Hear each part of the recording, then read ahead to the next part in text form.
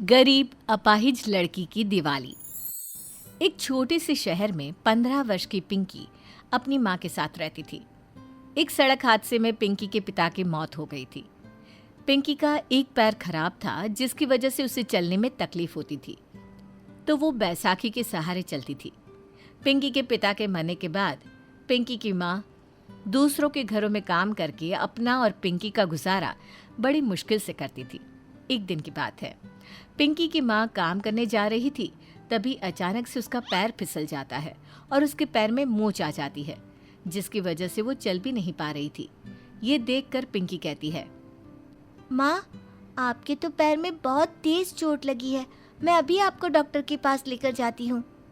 फिर पिंकी अपनी माँ को डॉक्टर के पास लेकर जाती है और उसकी मरहम पट्टी कराती है। डॉक्टर पिंकी को कुछ दवाइयाँ लिखकर उसकी माँ को आराम करने के लिए कहता है। इन्हें आराम करने की सख्त ज़रूरत है। अगर इन्होंने ज़रा भी चलने की कोशिश की तो इनका पैर ठीक नहीं हो पाएगा। पिंकी के पास जो भी पैसे थे वो उसकी माँ की दवाई और इलाज में खर्च हो जाते हैं। अब उसके पास बहुत ही कम पैसे बचे थे। फिर वो अपनी माँ को घर ले आती है और आराम करने के लिए कहती है। माँ, आपको ज़रा भी हिलने की ज़रूरत नहीं है। आप बस आराम करेंगी और आपको जो भी चाहिए होगा वो मैं आपको ला कर दूंगी। पिंकी की माँ अचानक से रोने लगती है। अब मैं काम करने कैसे जाऊंगी? और दिवाली का त्योहार भी आने वाला है।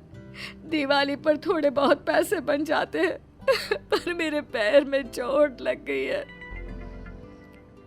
आप चिंता मत करो माँ, मैं हूँ ना, मैं सब कर लूंगी। अरे मेरी बच्ची, तू अभी बहुत छोटी है। तेरे पैर की वजह से तू ठीक से चल भी नहीं पाती। तू ये सब कैसे करेगी? माँ, मैं सब कर लूंगी। तभी पिंकी माँ का पैर देखकर मन में सोचने लगती है। अगर माँ ने आराम नहीं किया तो माँ का पैर जल्दी ठीक नहीं होगा।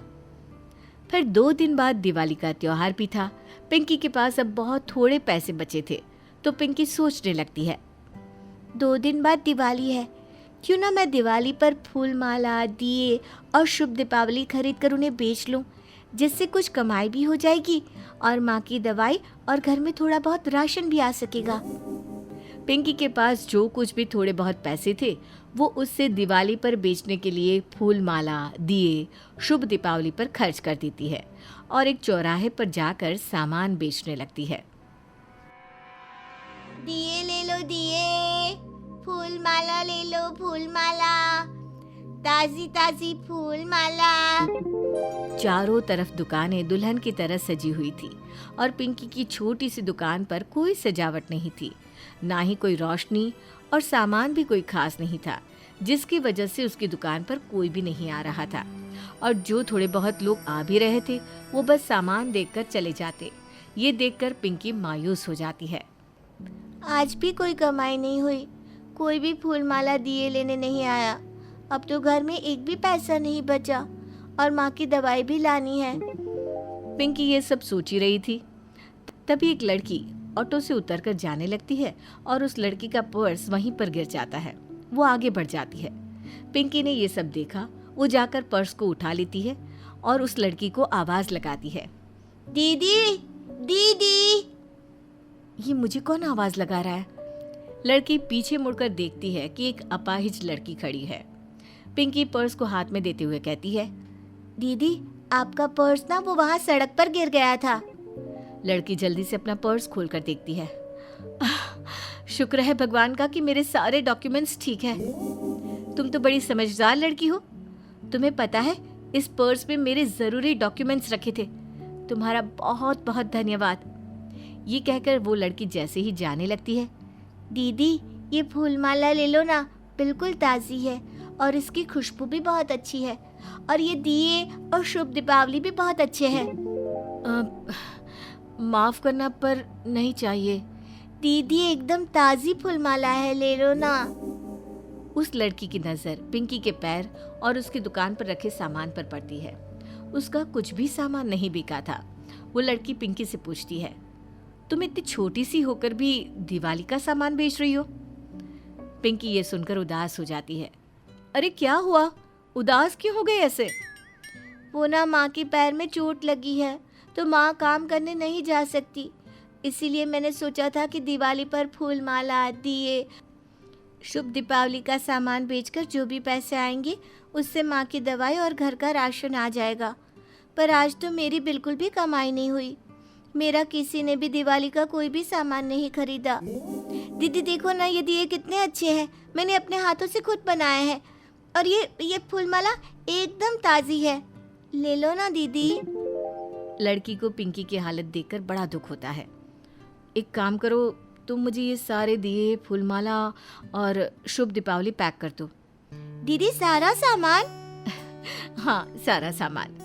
पिंकी ये सुनकर बड़ी खुश होती है और वो लड़की को सारा का सारा सामान पैक करके दे देती है।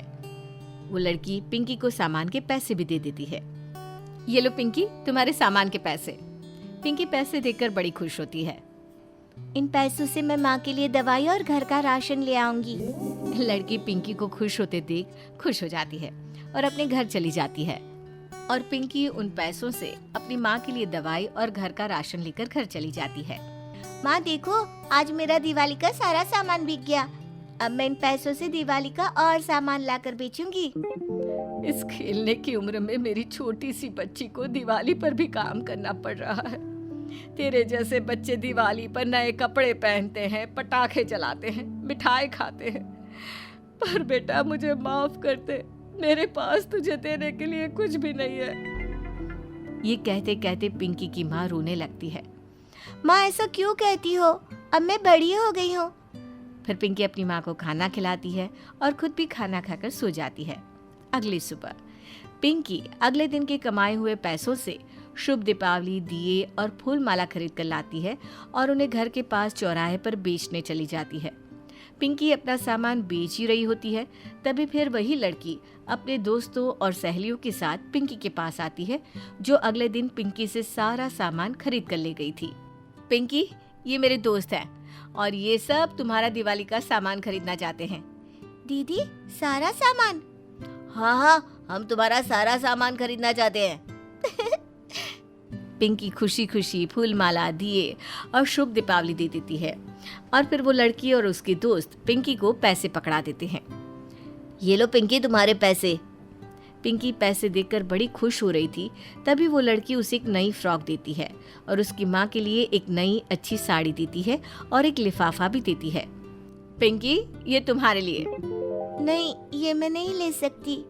तुम मुझे दीदी कहती हो ना और मुझे अपनी बड़ी बहन मानती हो ना, तो रख लो ये। दीदी इस लिफाफे में क्या है? खोल कर देखो। वो खोल कर देखती है तो हैरान हो जाती है। दीदी इस पे तो बहुत सारे पैसे हैं। हाँ, ये मेरे और मेरे दोस्त की तरफ से तुम्हारे लिए पैसे हैं, इन्हें तुम रख लो।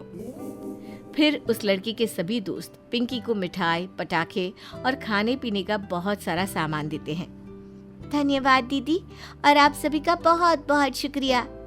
दीदी मैं तो दिवाली मनाना भूल ही गई थी, पर इस बार मैं और मेरी माँ खूब अच्छे से दिवाली मनाएंगे। पिंकी वो सारा सामान और पैसे लेकर घर चली जाती है। माँ देखो, मिठाई और तुम्हारे लिए नई साड़ी और ये फ्रॉक।